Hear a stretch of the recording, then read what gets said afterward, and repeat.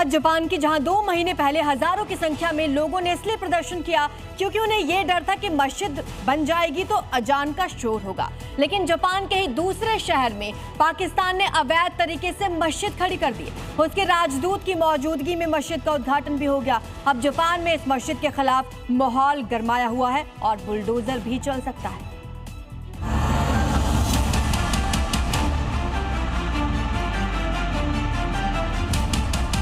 पाकिस्तान की फिर हुई इंटरनेशनल बेइज्जती।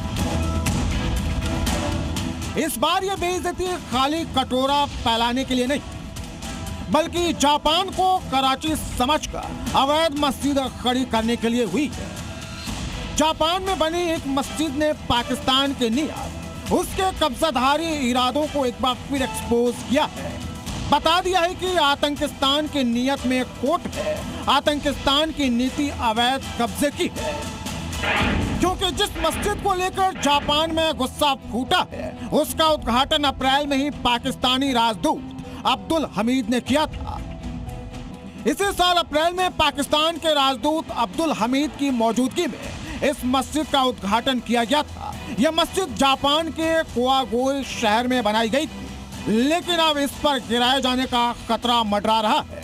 स्थानीय अधिकारियों का कहना है कि मस्जिद को गैर कानूनी तरीके से बनाया गया है और इसके लिए जरूरी अनुमति नहीं ली गई। इसलिए अब सवाल उठने लगा है कि क्या जापान में पाकिस्तान के अवैध कब्जे का बुलडोजर चलेगा। पाकिस्तान के वक्त वक्त पर बोले गए झूठों से पर्दा उठता रहा है।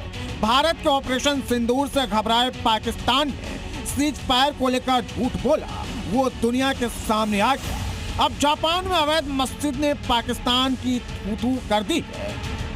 जापान के कुआगोई प्रशासन ने एक आधिकारिक बयान में साफ कहा है कि ये इमारत एक शहरी विकास नियंत्रण क्षेत्र में बनाई गई है, जहां आमतौर पर निर्माण कार्य की मनाही होती है।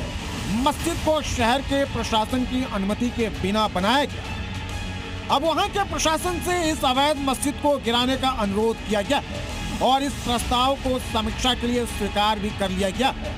बहुत संभव है कि 2 महीने पहले बनी ये मस्जिद मलबा हो जाए।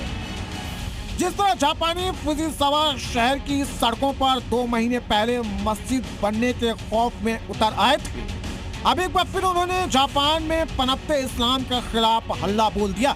विवाद बढ़ता देख पाकिस्तानी दूतावास ने तुरंत खुद को इस प्रोजेक्ट से अलग कर लिया और कहा कि अब्दुल हमीद 3 अप्रैल को उद्घाटन कार्यक्रम में तब गए थे जब उन्हें आश्वासन दिया गया था कि सभी कानूनी मंजूरियां ली जा चुकी है। इधर पाकिस्तानी नागरिक भी अपने बचाव में सफाई देने उतर आए हैं।